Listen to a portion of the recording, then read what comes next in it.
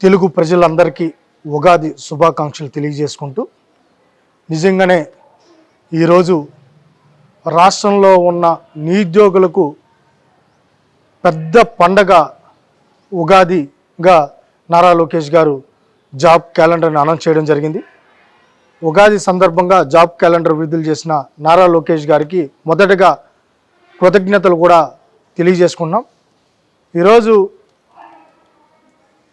10,060 పోస్టులు job calendar విడుదల చేయడం, దాంట్లో హోంశాఖ కావచ్చు, ఉన్నత విద్యాశాఖ కావచ్చు, అదేవిధంగా టీచర్స్ రిక్రూట్మెంట్ కావచ్చు, ఏఈల పోస్టులు కావచ్చు, ఇలా చూసుకుంటే ఈరోజు ఏదైతే మేజర్గా ఏదైతే కొరత ఉందో ఆ డిపార్ట్మెంట్లకు సంబంధించి ఐడెంటిఫై చేసి ఈరోజు నిరుద్యోగుల కోసం గ్రూప్ 1, గ్రూప్ 2 కూడా ఈరోజు ప్రకటించడం అనేది నిజంగా యువత పక్షాన మరొకసారి ఈ కూటమి ప్రభుత్వానికి కృతజ్ఞతలు కూడా తెలియజేసుకుంటున్నాం.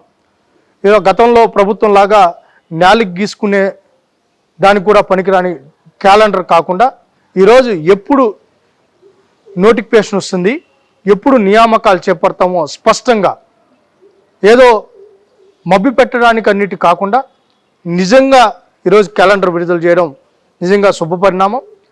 ప్రతి సంవత్సరం ఉగాది నాడున జాబ్ క్యాలెండర్ విడుదల కూడా చేస్తామని చెప్పడం ఇంకా మంచి శుభపరిణామం, నిజమైన పండుగ.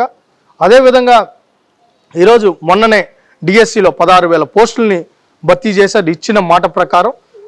దాంతోపాటు ఈరోజు ఈ జాబ్ క్యాలెండర్ కానీ ఇంకా ఏవైతే డిపార్ట్మెంట్లు ఉన్నాయో ఆ డిపార్ట్మెంట్లో ఎప్పటికప్పుడు నియామకాలు చేసుకుంటూనే ముందుకెళ్తామని కూడా స్పష్టంగా చెప్పడం జరిగింది. రాష్ట్ర వ్యాప్తంగా నిరుద్యోగులందరూ కూడా ఆనందం వ్యక్తం చేస్తున్నారు. నిరుద్యోగులకు కూడా మేము ఒకటే అప్పీల్ చేస్తున్నాం, మీరు దీని మీద బాగా ప్రిపేర్ అవ్వాలి, ప్రిపేర్ అయ్యి మీరు అనుకున్నది సాధించాలని.